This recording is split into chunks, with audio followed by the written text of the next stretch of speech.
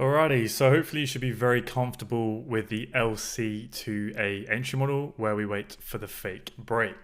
Now, for those of you who can remember this lesson towards the end of the liquidity module in the technical analysis module, you may have realized that what we tried to say back here was that if there is no available liquidity in the leg to the left or available liquidity to the leg in the right, then very often our medium time frame POIs will fail. Okay, so what we've been doing with LC2A is waiting for that pullback inducement to be built, right? Waiting for the PBID, and we can do that on our lower time frame, right? So we have our medium time frame POI, and we just wait for that fake break to occur, get the liquidation, POI mitigation, and then hopefully we make tons of money, right? So as some of you have probably guessed, well, the other way in which we can now enter is with LC1, as we call it, and that is using leg inducement, okay? And that's really as simple as it is. So the first entry model you've looked, LC2A uses inducement in the pullback, so we only look at strong liquidations that form in the pullback. We don't look anywhere else.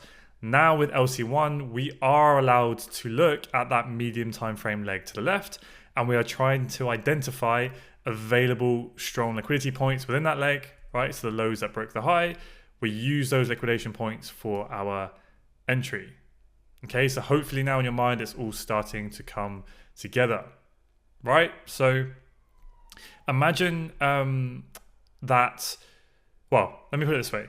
Once you get your POI mitigation, that's always going to be step one. We know that by now. You're probably sick to death of hearing me say it. We need to see that first before we can even be thinking about an entry. We get our medium time frame POI mitigation, we drop down to a lower time frame, okay? The way I want your brain to work is I want you to first look for LC2A every time, right? So once we get step one, you now want to ask yourself, okay, where is the strong liquidity? Have we had a strong liquidation? And I want you to just always look for LC2A in the pullback, right? So from the top of the pullback down, try and look to see, has there been a fake break liquidation? So obviously in a bullish scenario, have there been any lows within this pullback that have broken a high? Well, did this low break a high? No. Did this low break a high? No. Did this low break a high? Well, no, obviously not at that point, right? So there's been no fake break liquidation. Now, the reason why I'm telling you to look for that first is because it's the easier entry model to master. It's a lot less aggressive than LC1. So I basically view LC1 as like a bonus entry model. I much prefer LC2A. That's what I'm focusing on. LC1 is more aggressive, and it requires more experience to master it. So in the following lessons, I'm going to go into a lot more depth of when you should think about using LC1, because I personally only use it in a lot more rare circumstances.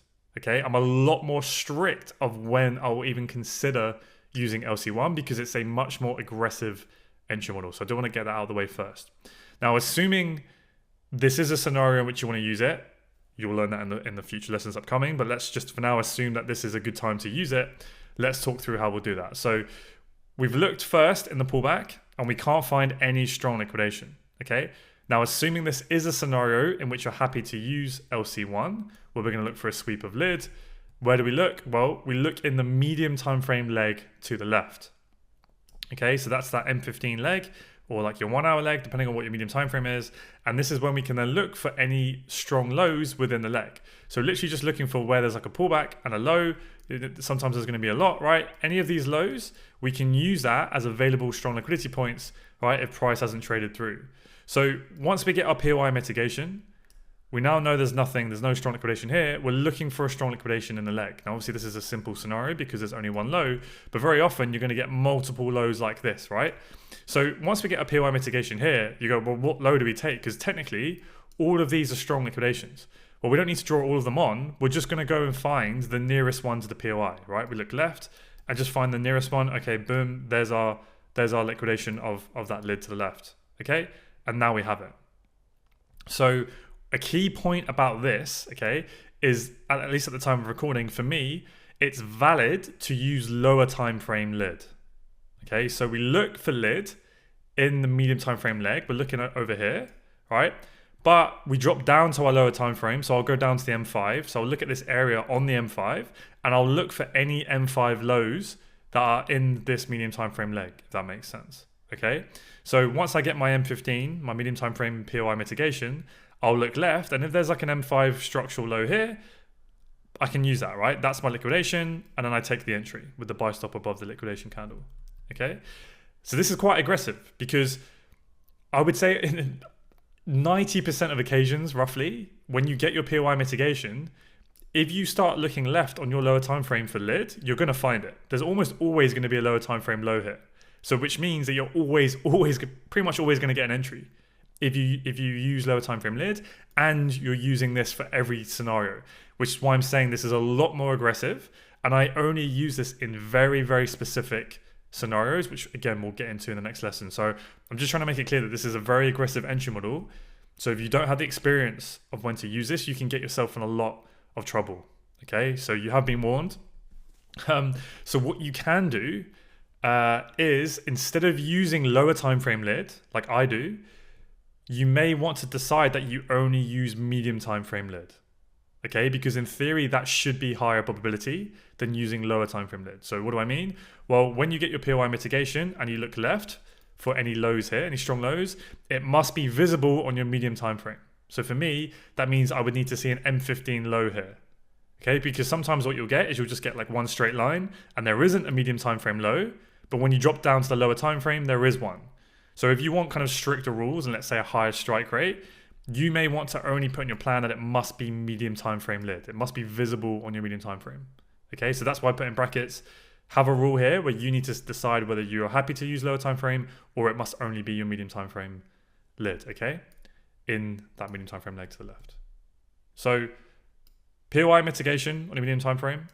If there's nothing built here to the right, so there's no LC2A, there's no fake break, then if it's a scenario in which you're happy to use LC1, then I'll look for a strong liquidation to the left, and then I'll take the entry.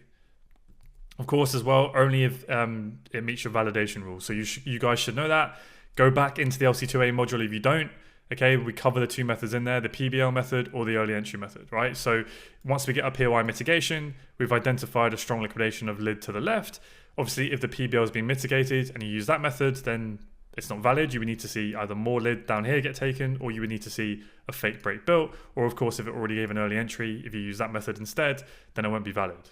Okay, so make sure you understand what those two methods are. They're covered in the LC2A module, and just pick one, right, if you want to use them.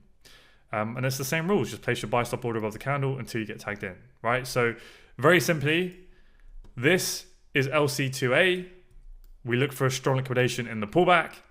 Happy for that to be on a lower time frame for me. LC1 is using lid to the left. Again, I'm happy for it to be a lower time frame low if it's a bullish scenario. But some of you, and if you're starting out, I'd recommend just using a rule that it must be visible on your medium time frame too, and that in theory should be higher probability. Okay? Because LC1 is much, much more aggressive. So you're going to learn in the following lessons of when I consider using it, because it's in rare circumstances. This is like a bonus entry model for me. It's not my main thing I'm looking at, okay? So bearish scenario, same thing, right? Medium time frame, breaker structure to the downside. We're looking for shorts from our POI. So step one is always wait for your POI mitigation. Okay, step two, has there been a strong liquidation in the pullback? Well, have any of these highs broken lows to the left? Did this high break any structure here? No, right? It's a weak high, not a strong liquidation. Did this high break this low? No, not a strong liquidation. And at this point, this high obviously hasn't broken anything when we're trying to enter. So if we're happy to use LC1, this is then when we can start hunting for relevant highs to the left. Okay, we have a high here. Assuming there's been no PBL or early entry invalidation, then we can take the entry. Okay, as simple as that. So literally just looking for strong highs in the leg to the left, or strong lows in the leg to the left if we're looking for longs. Okay, let's dive into some real examples.